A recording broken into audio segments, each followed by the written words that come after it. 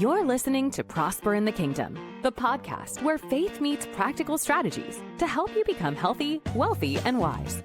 Join hosts John Cleaver and Wendy Lee as they share insights to equip you in your journey toward abundance, spiritually, financially, and beyond. Just a reminder, every situation is unique. The content of this podcast is for educational purposes only and should not be taken as specific financial or medical advice. Hello, everybody, and welcome back to another Prosper in the Kingdom. I'm your host, John C., with the super cool Wendy Lee. Wendy, how are you doing today? Doing good. Happy to be here. Good deal. Good deal. I'm glad we're, the warm weather. We've got the time change, so it's staying light a little later. So this is my happy time. We're creeping up on 12 hours of daylight per week, or per day, rather. So it's a good place to be. So we're going to educate you today, obviously, not obviously. So if you're the first time listener, let me kind of break it down for you. So Prosper in the Kingdom, John C., that's me, Wendy Lee, that's her. We're here to teach you and guide you on how to become healthy, wealthy, and wise through practical stewardship and real life strategy. And we throw in some biblical background as well, because I'm going to be honest with you, everything you need to know in life is in that book. You got to kind of read through it. But there's a lot of great information. So on the financial side, we're going to break that down. And we're also going to, again, throw in that real life happenings to help improve your financial situation. So today we're talking about something a lot of parents experience, and very few people actually warn them about it. Today we're talking about those 5 financial surprises parents face when your kids go to college. And I know, it's March. Maybe you've got a high school senior or junior starting that process. You're looking at FAFSA and all that, and may not even know what FAFSA is yet. But there's a lot of stuff that goes on with regards to college that can have a huge financial impact to you. And everybody talks about tuition, but none of the other stuff. Would you agree with that statement, Wendy? Yes. Well, all you think about is tuition. And then, I know for me personally, when my first kid went to college, it was like a few weeks in, I was like, oh crap, I'm going to be broke. Seriously, right? I mean, don't get me wrong. It's an exciting time. Your kid's going off to college or trade school. I mean, trade school, in my opinion, just as important and just as much of a viable option. But you get the acceptance letter and everybody's smiling and stuff like that. But you've got to realize that the tuition is almost just like the tip of the iceberg. Now, don't get me wrong, that's a large, if not the largest portion of the bill, but there's a lot that goes on. You've got housing, you've got food, you've got travel, right? Especially if they're going to be any length of distance. How are they going to get home for the holidays? Things like that. Spending money, and sometimes a whole lot of unexpected financial crap, right? That you don't really anticipate, but all of a sudden you as the parent find yourself responsible for it. And maybe you're splitting the bill with the kids, maybe they work, saved up some money, throwing some scholarships or grants or whatever. But you want to keep those loans down to a minimum, which we'll maybe do a whole show just on that. But if you're not careful, that cost of helping your kids through college can really start interfering with your own financial future, right? What you don't want to do is take a 3, 4, 5-year break from adding to your own wealth strategy, your personal retirement plan. But today we're going to walk through the 5 biggest financial surprises parents face when their kids go to college. And we'll also add in some practical steps to help you manage these situations wisely and maybe help kind of cope through it, right? So let's jump in. So the first year, that financial shock, again, everybody, you think you're prepared, or you think you've got a plan. Maybe you're not completely prepared, but maybe you have a 529, or we do a lot of 529 alternative plans. Everybody's looked at the tuition, okay, well, we're getting some grant money or scholarship money.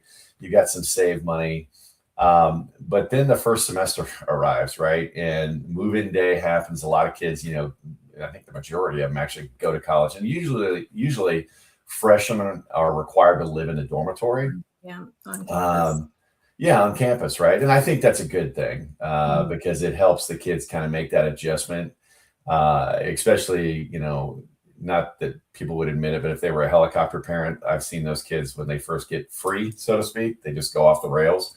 I had some friends that did that when I was in college.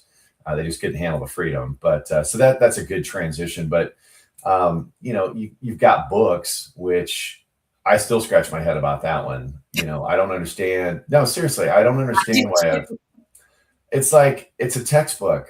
I can go and buy similar books at Barnes and Noble or on Amazon for like $20, but yet somehow there's the holy grail of knowledge in this book that it costs $250, right? And why they're not all digital at this point, I don't understand either. Seriously. I mean, and don't get me, there's some smart people that write this stuff. I guess they got to get paid or whatever, but somebody's making a cut somewhere. Yeah. There's some money being made on this with these textbooks, but yeah, why aren't they digital? Give me a break. But those books can cost, hundreds of dollars, and over the course of your college career, literally thousands, right? Technology upgrades suddenly become necessary. Oh, I've got a lab. I'm like, but you're going to computer science. You're not doing laboratory work, right? Are you talking like with the glass jars and flame and stuff? No, it's a computer lab and all this stuff. There's fees for that, which I don't know. It almost feels like you start getting nickel and dime. Well, I guess $5s and $10 bills, not nickels and dimes. And even upgrading the computer in general, like gotta buy them the new MacBook going or Chromebook. Yeah, I don't do Apple. Less expensive. They're not cheaper. A lot of times they actually do more. Now, don't get me wrong. My daughter was a graphics person, and she did a good job selling me on buying her a MacBook because of the graphics are much better on an Apple, which is great. But anyway, so you got those technology pieces. Traveling home for the holiday, it's they may be halfway across the country or on the other side of the country if they're going to school, right? And then so you start looking at, I want to see little Susie or little Johnny, right, for the holidays. And so it's like, how is that going to happen? Are we going to go to them? Are they going to come to us? Obviously, they're probably going to want to come to you. So you got airfares, things like that, because you don't want your kid driving halfway across the country, especially during the winter. Go ahead. Well, and I was going to say too, you and I both had kids. Well, you still do, but I had one for a year play college sports, and you want to get there and see them, So that's another expense. My youngest son. I mean, we're in baseball right now. He plays baseball for the University of Kentucky, and I'm super proud. And it's a season, right? And it's going to end, so you don't want to miss any of it. So, and I talk to parents, all the time. We're making trips to this, that, and the other. And, I'm kind of mapping out, but literally once baseball starts every weekend, I'm on the road. Now, fortunately, most of the things that I go to are within driving distance, but still you got driving, you got hotel, you got food, everything else. And it's literally every weekend. So, I mean, that starts adding up, and then you throw in meal plans. Especially, as living in the dormitory, you sign up for the meal plan, which you want to make sure your kids are eating right, but those aren't cheap. Mm-mm. And then you've got the classic college budget item, right? Back in the day, I would have said coffee, but now it's like, energy drinks, right? Lots of energy drinks. The girls might still do the coffee, but the boys do the energy drinks. Yeah, and I'm like, and my son, and I'm like, dude, stop drinking those. Those are horrible for you. But he's like, I know, but I'll cut back. So it's one of those things that first year, especially, it's like, what the hell, man? I mean, it's like it's painful. Go ahead. Well, no, I didn't mean to cut you off, but I remember Mikey, my oldest, when he went to college. I was like, literally every time he called me, I'm like, how much do you need? Because it was always for money, always. And not just, one of the things too, they have the meal plan, but then they always need the extra. We did talk about or this or that. But then one thing that I did not plan for. Now, there are some really organized, prepared parents that like decorate the dorm and have it all mapped out, especially I guess moms of girls maybe have that. I was gonna say that's more my daughter went through that, right? My sons were like, Yeah. But as a mom of the boy, I didn't even think like about dorm stuff. So then it was like, oh, I need stuff for the dorm. Okay. And then we go shopping. I'm like, oh, we need an air fryer. Oh, we need towels. Oh, you wind up spending hundreds of dollars just to get them moved in, Well, And you're basically setting up a new house, right? yeah. I mean, that's let's be honest, that's what it boils down to. And that's something that as you have somebody going in. So for you parents of seniors that you have a kid going this fall, start stocking up on that stuff like now, right? So that way it's not one big ticket item when they're moving in. Yeah. And I will tell you, I forget who made them, but there's these big blue bags, and I think you can get them on Amazon that have zippers on them and straps. Those things are great to move in and out with, and they're pretty cheap. But look them up; you'll know what I'm talking about. But I thought you were talking about for them to sleep in a sleeping bag. I thought you were being funny. No. Yeah, kids, you're sleeping on the floor in a sleeping bag. No parent's going to do that. But you look at it. So again, start doing that now. But before you even do that, I would sit down, and this is kind of the action steps, right? Before school even begins, create a full year cost estimate. Okay, and there's just use a simple budget. If you're in Microsoft, you can hop out on Excel templates, or vertex42.com has some great templates. But create a budget on a full year cost estimate, not just tuition. What's it going to cost? And that way you can better prepare, right? Make sure you're including the travel that we talked about. Are they coming home for the holidays? Every holiday. Maybe you guys do Easter, or what about spring break? What about this? What about that? Are they coming home? Are they working? Parking passes is another one, which again, it's like the nickel and dime. And the technology piece we talked about, right? But knowing those real numbers up front is going to remove a lot of stress later. I remember when my oldest first went to college, oh man, I paid tuition. It's like, okay. And, and I knew there were a couple of other things. And then all of a sudden it's like, oh, I need this. Oh, I need this. Oh, I need this. I'm like, well, I guess I'm not going out this month. Golf's gone. So it's like, it adds up. So having that kind of that pre-game budget, if you will, that pre-game, kind of all the costs laid out, will give you something much cleaner to deal with. And so it's not, coming out of left field. Yeah. So, yeah. Yeah, it's a lot that first year, a lot of surprises. But then, the second thing is a lot of times those students are learning, are learning how to manage money by themselves for the first time. Right. So at home, it was easy to just be like, hey, mom, hey, dad, and they didn't have the living expenses. They didn't have all of those things, doing grocery shopping and things like that. And so, in college, a lot of times it's the first time they've ever managed money on their own. Yeah. And so I know for us, we had with my oldest a monthly budget, and this is how much we're sending each month. And more often than not, there was more month than money. Right. Mm-hmm. And so those debit cards get drained faster than expected. My kids never took advantage of credit cards, but they start getting those credit card offers showing up in the mail. Right. And so that, they can get into a pickle that first year. And, one thing too, that unfortunately my kids dealt with here and there is parking tickets at the. Oh my gosh. Don't even start on that. I think my youngest son. Yeah, no, it's like my youngest son, because the car's still registered in my name. Right. And I get this notification of an outstanding parking ticket. I'm like, what? And I'm like, okay, don't get me wrong. When I was in college, I got a parking ticket or 3, right? But it was minor, right? Because again, I was a poor kid growing up. I'm like, man, I got to pay this myself because I paid for my own college. And so I go online. There's like over $300 worth of parking tickets. Now, he paid most of them. Yeah. But I'm like, dude, what are you doing? Well, it's the timers and the parking on campus and stuff like that. So, and that's something to consider too, just to kind of take a little rabbit hole here. Should you even send the car with your freshman college student? Now, if they're a ways away, yeah, maybe I get it. But if they're nearby, like within an hour, maybe even 2 hours, I don't know that I would do that. Hindsight, right? Yeah. That freshman year. Yeah, that whole parking ticket thing, again, it kind of goes to managing money a little bit, because they think, oh, no big deal.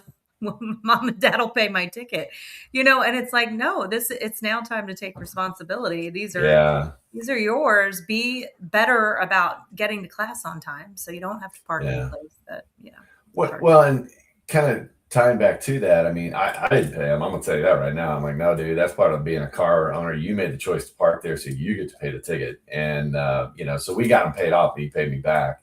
But kind of looking at those credit card offers and things like that, I got into trouble with that. My personal experience. And some parents just give a little, Johnny or Susie a credit card and say, hey, just we'll pay it. I think that is a horrible, horrible mistake. Because you're not teaching them the discipline. So they're just going to think you're there to kind of take care of it. And they go through that mindset and they get out on their own, Right. and they still have that same mindset that, oh, no worries, mom and dad will take care of it. If you want to do that, hey, that's great. But eventually one or two things are going to happen. One, they're going to start spending and spending and spending. You're never going to get them off the company payroll, so to speak. Right. Mm-hmm. Number two is, eventually you're going to be gone. I mean, we've all got a date, right? And that may be down the road, but what happens then? You've left your child completely clueless on how to manage their own money. So, I'm not a big fan of that. Now, if you want to get a prepaid card where you load it with so much, that's one thing. I've got like I said, a budget set up with my one remaining college student, and they get, it goes auto pay into their checking account twice a month, kind of like paychecks. And that's it, dude. I mean, you get what you get. Figure it out, right? And that's the thing, like having a conversation about that with their budget, credit cards, spending priorities, right? Yeah, it's not fast food adds up. DoorDash. DoorDash is everybody's doing it, Dad. Yeah, you're not going out. I don't know. I don't maybe know. Go work at DoorDash for a hot minute. Exactly. So, and it creates that responsibility. So have that conversation, talk about budgeting, talk about credit cards and the fact that don't get them, and those spending priorities, and just having a conversation and setting expectations up front. Like John said, his kids knew this is what you get, right? So having that conversation up front is going to save a lot of headache. For sure. Yeah. Well, and that's a big piece, right? Again, it's all about pre-planning, understanding how the game is played, so to speak, and that way it gives less stress to you, the parent, and the student too. Because don't get me wrong, when you get stressed out, the kid gets stressed out, which is going to impact their college experience, right?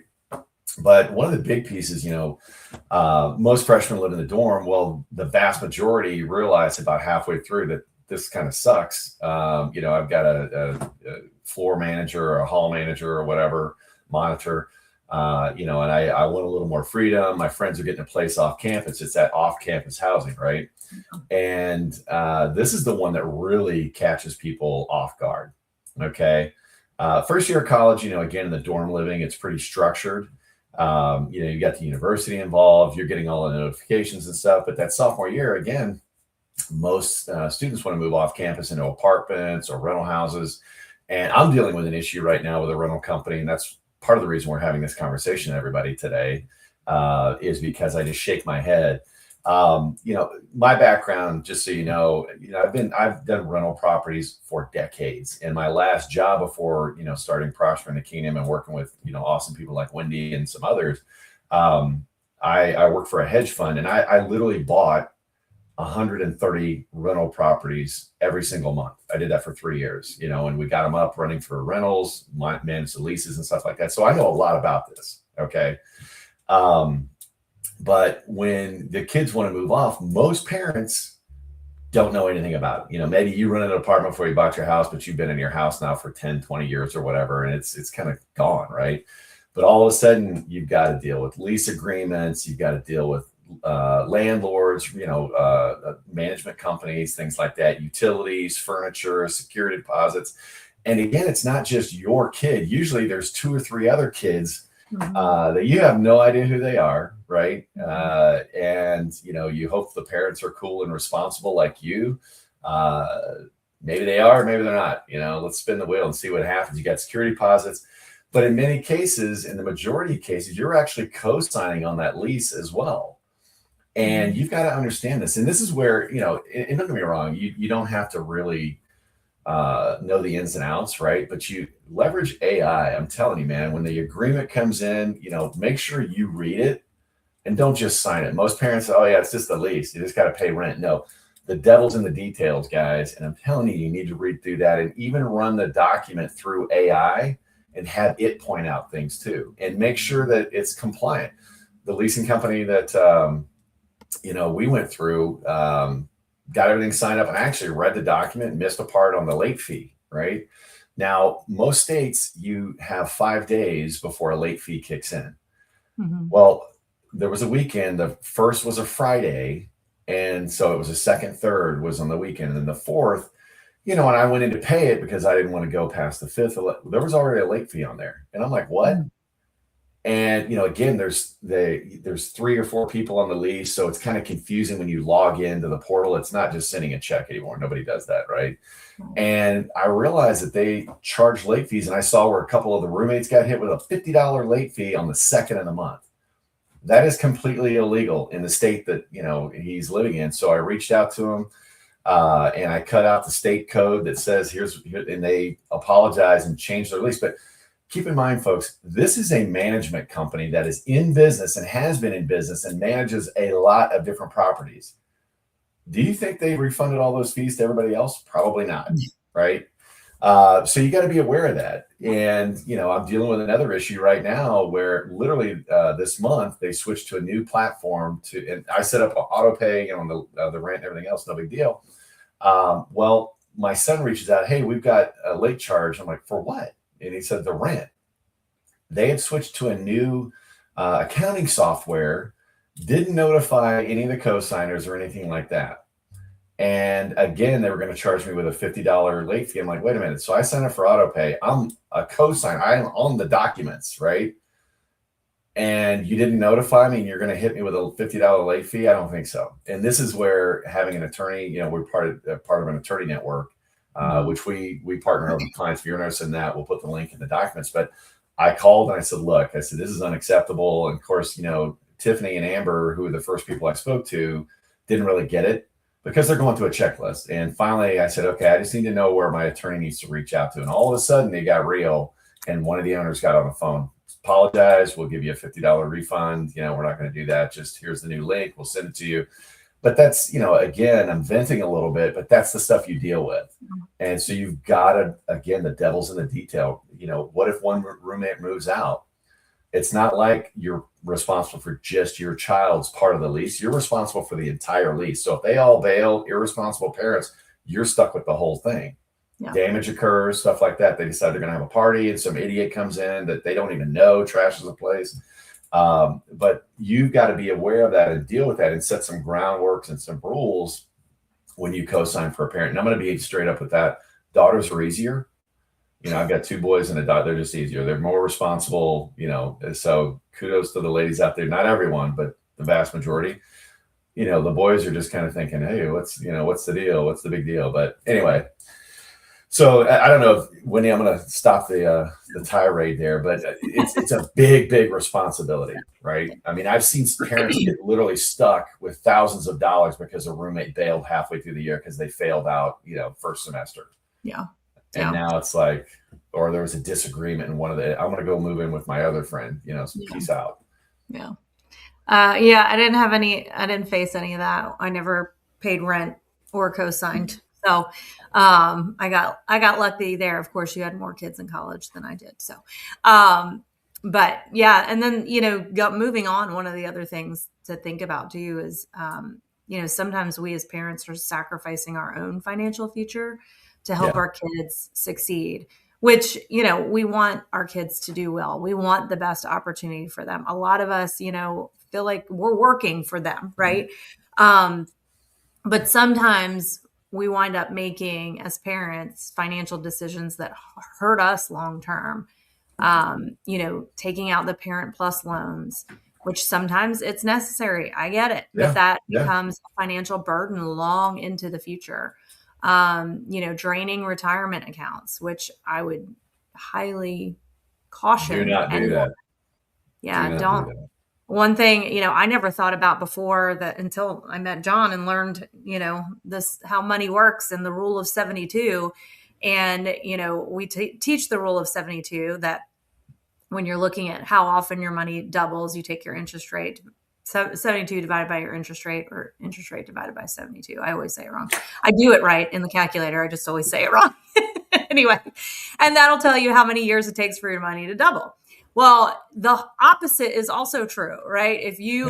We can look at those retirement accounts and what seemed like, I think you gave this example the other day of you pulling out of your retirement account. Yeah, and I what did it. seemed I didn't know better at the time. First job. Yeah. Yeah. It seemed like only, it's 10 grand in there. I'll take the penalty. But when you do that and you could have had that money grow for the next 30 years, you're robbing from your future self hundreds of thousands of dollars, right? Instead of tens of thousands of dollars. Literally. Yeah.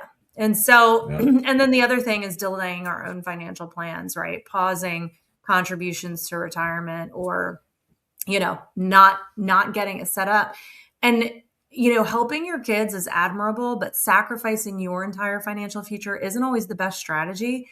Because one, you don't want your kids to have to turn around and you're the burden one day on them. Yep. And then the other thing is too, it doesn't, our possibility of needing to help them doesn't stop in college, right? Like I know that there's times I've needed my parents as an adult. There's times my sisters needed my parents as an adult. And I think really teaching responsibility, setting the expectations up front. And listen, you guys, I know you might be surrounded by people that are paying for all their kids to go to college and paying for everything, but that doesn't mean you need to. So even if you're listening to this and you have kids younger and they're not near college yet, start making a plan now of what that's going to look like. Encourage your kid. I mean, I had, when Malachi went, I was like, listen, you need this much in scholarships you need your scholarships and your financial aid to be able to cover it. Cause I'm not covering additional tuition. I didn't want to take plus loan. Yeah, and that's the big plan, right? One of mine, they had a scholarship which they lost. I'll share a story. I won't call him out totally, but he wanted to take his PlayStation to college, and I told him absolutely not. At least first semester, let's see how you do. And he did great, and then he took it second semester and lost a scholarship.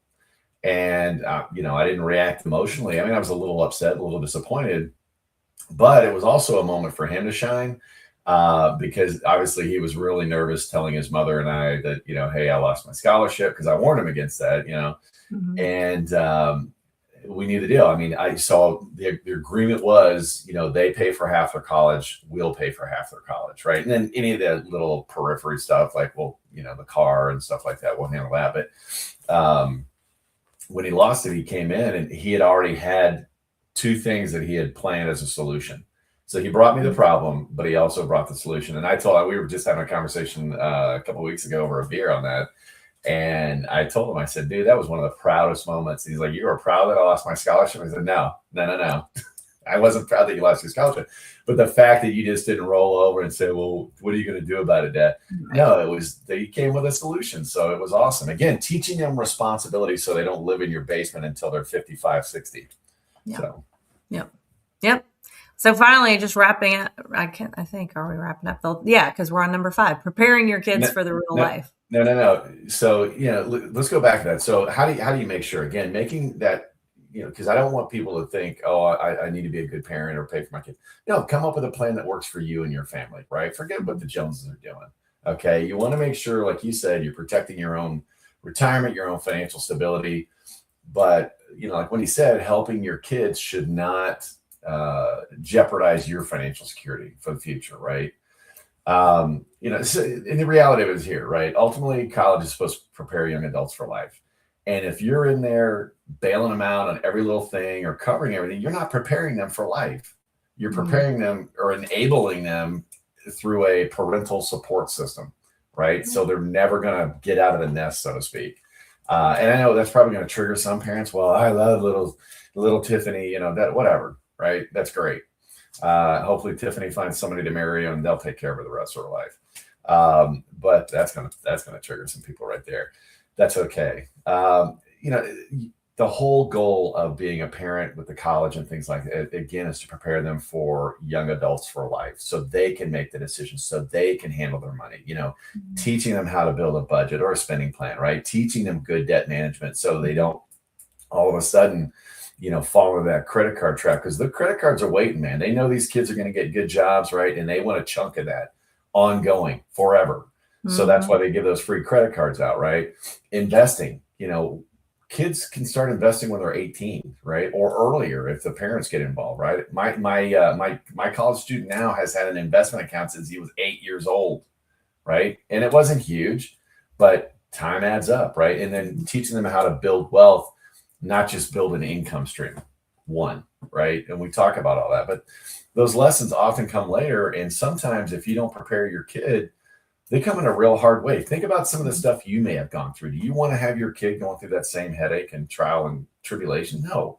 So teach them how to avoid those potholes, right? It's a great time to talk about how money works, right? How debt works, how investing works. And I'm pretty confident if you've raised some good kids, which most of you listening probably are, that's why you're listening to stuff like this, improving yourselves, right?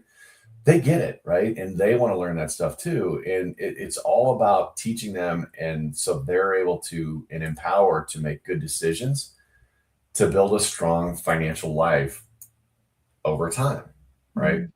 So, again, not to harp on anybody, and hopefully you've thought about this, but those are the top 5 things, again, that you really need to think about as your kids are getting ready to go off to college, because sometimes it's like a financial bomb going off in people's houses. And then, unfortunately, and I've seen this too, where the kid goes a semester, maybe 2, and everybody runs out of money. And so the kid's got to transfer to a different school or stop school altogether. And once you stop, it's kind of hard to get that momentum to go back.